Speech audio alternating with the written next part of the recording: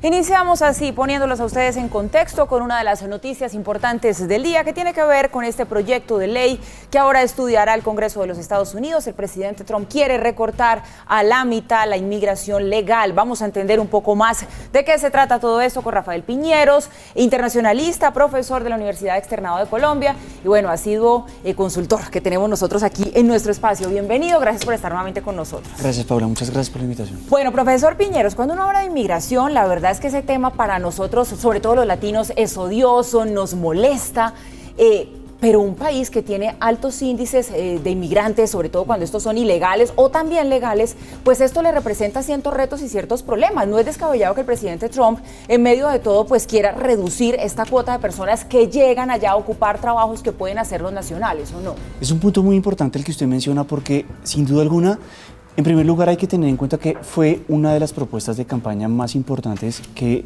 Donald Trump utilizó cuando fue candidato. En ese sentido, él intentó una reforma al sistema de sanidad o al Obamacare, que digamos que ha tenido sus tropiezos y por lo tanto la reforma a la inmigración se convierte como tal vez en una forma de evadir el tema del Obamacare y concentrarse de nuevo en otra importante campaña. Sin duda alguna lo que usted decía es cierto.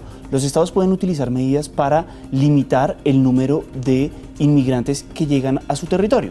Lo hacen y tienen unos sistemas muy organizados. El de Estados Unidos no es que sea desorganizado, lo que pasa es que hay un altísimo flujo legal e ilegal que pretende atravesar la frontera. Hay otros, como el de Canadá, como el de Australia, que son sistemas bastante organizados. ¿Qué es lo que pasa? Sin duda alguna, la historia de los Estados Unidos ha estado marcada por la inmigración. Por lo tanto, el tema de la inmigración es un tema excesivamente sensible desde el punto de vista económico, desde el punto de vista político, desde el punto de vista social. Es muy difícil encontrar una persona que no tenga un antepasado que no haya sido migrante. De hecho, el presidente también tiene antecedentes de personas que migraron en el siglo XIX. Entonces, digamos que es un tema muy significativo.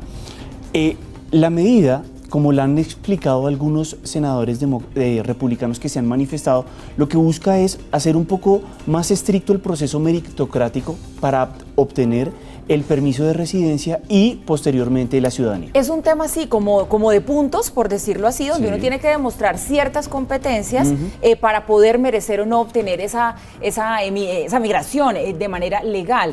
Entre esas condiciones que se ponen, por ejemplo, está el que las personas deben saber hablar inglés, deben demostrar que tienen la capacidad financiera para mantenerse ellos y mantener a sus familiares. Un sistema así, por puntos, como lo están proponiendo, ¿existe en otros lugares del mundo? En Canadá, en Australia, hay programas de migración controlada, por ejemplo, para algunos, abren, digamos, un programa cuando se tienen que recoger las cosechas, por ejemplo, en estos dos países, porque sin duda alguna se necesita un volumen importante de trabajadores. Lo que no se había intentado y lo que esperaba tal vez la opinión pública es que Donald Trump propusiera algo para controlar la inmigración ilegal y no necesariamente los migrantes que lo hacen de manera legal. Y tal vez ahí se va a convertir en un elemento importante. Solo para tener algunas cifras del Immigration Institute de los Estados Unidos, mencionaron que en el año 2015, por ejemplo, se otorgaron 1.150.000 permisos de residencia en los Estados Unidos. De ese 1.150.000, 350.000 fueron para América Latina y 315.000, un poco menos, fueron para países asiáticos. Lo que se observa es que estos grupos poblacionales se pueden ver significativamente afectados. Otro dato importante, en el año 2015 se entregaron 750.000 ciudadanías a personas que han cumplido todo su proceso. De esas 750.000, aproximadamente 250.000 fueron para países de América Latina y un poco menos para países asiáticos, lo cual demuestra que sin importar si la migración es legal o ilegal, lo que se busca tal vez es detener el flujo abrumador de estas zonas en particular. Históricamente, desde el año 1960 hasta el año 2015, por ejemplo, el grupo poblacional que más ha crecido ha sido el de los países latinoamericanos. Yo no puedo decir que haya una correspondencia, pero sin duda alguna uno de los mensajes que se establecía en la nota que acabamos de observar fue justamente que hablen fluido inglés, y ese ha sido uno de los elementos más importantes. ¿Por qué? Porque así como Estados Unidos ha sido un país abierto para los inmigrantes, también se espera que el inmigrante cumpla con los requisitos mínimos que establece cualquier estado para estar en su territorio. Si viene a mi territorio. país, pues hable el idioma que hablamos acá, ¿no? Es tal vez exactamente, es cumplir una serie de requisitos que no lo están haciendo ni desde el punto de vista legal ni desde el punto de vista legal. La semana pasada el presidente Trump tomó una serie de medidas para convertir el crimen transnacional organizado y sin duda alguna tal vez esta es como un complemento a esa serie de medidas. Ahora bien, él simplemente hizo una propuesta. Si bien llevamos 6 meses, un poco menos tal vez, debatiendo acerca de la reforma del sistema de sanidad y que el Partido Republicano, el partido del presidente Trump, digamos que le dio un aval para debatirlo, después, la semana anterior, canceló la propuesta que había o que estaba cursando en el Congreso. Entonces, con la inmigración puede pasar exactamente lo mismo. Ok, puede que estemos dispuestos a debatirla, pero hay economías muy sensibles. Por ejemplo, el estado de California, el 30% de la población es migrante, para una población total de casi 40 millones de habitantes. En el estado de Nueva York también suma más del 20% de la población. Entonces, hay estados que económicamente son muy fuertes y que sin duda alguna mirarán con mucho recelo esta medida que le está tomando.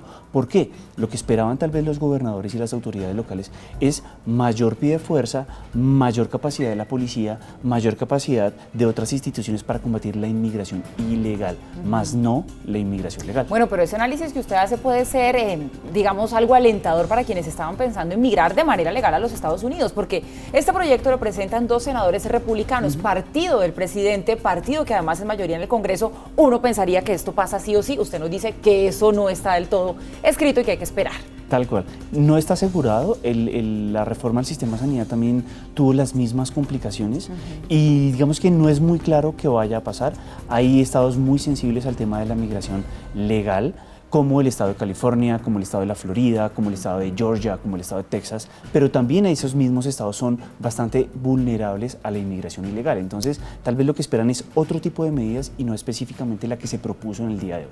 Profesor Piñeros, Donald Trump ha dicho también que este proyecto de ley haría que se eleven los salarios, que se fortalezca la economía, que disminuya la pobreza, pero las grandes empresas no están muy de acuerdo. Dicen que si se empieza como a restringir este tema de la migración legal, pues quizá no se encontrarían personal disponible y preparado para trabajar en ciertas labores que son trabajos duros o que no son tan bien pagos. Por supuesto. De hecho, el nombre del proyecto de ley que se establece es Proyecto de Reforma a la Inmigración para un Mejor Empleo o para un Fortalecimiento del Empleo, lo cual demuestra que Trump en campaña propuso a los americanos que iba a tratar de que los empleos que se generaran fueran para los estadounidenses. Sin duda alguna busca hacer un bloqueo. Ahí va a empezar el debate con los empresarios, va a empezar el debate con las autoridades locales, porque como le digo, hay estados que necesitan significativamente de mano de obra cualificada para los procesos productivos que se llevan a cabo en los Estados Unidos. Uno de los cambios más grandes que introduciría este proyecto de ley, si pasa, pues si se aprueba y se hace realidad, es que ya no se podrían, quienes son residentes, digamos, patrocinar un poco a todos sus familiares para que obtengan también ese estatus de inmigrantes legales. Aquí solamente podrían hacerlo con los cónyuges y con los hijos menores de edad. Esto a nivel, digamos, social, ¿no genera una crisis de división de familias? ¿Eso también debe tenerse en cuenta un poco? Una de las motivaciones generales por las cuales las personas migran es para buscar unos mejores ingresos y después de que se produce la migración del padre o de la madre se produce el proceso de reunificación familiar. El presidente Obama, digamos, tuvo o hizo una salvedad para lo que se conoce como los jóvenes Dreamers y en ese sentido lo que buscaba era permitirles la posibilidad de que se establecieran y que se quedaran en los Estados Unidos por un tiempo. Pero sin duda alguna, este tipo de medidas lo que hacen es limitar y van a seguir limitando la posibilidad de producir ese proceso de reunificación. Hay que tener en cuenta un elemento importante y es que dentro de los 10 países que más envían inmigrantes, todos son latinoamericanos o asiáticos. México, China, Vietnam, India son de los países que más migrantes legales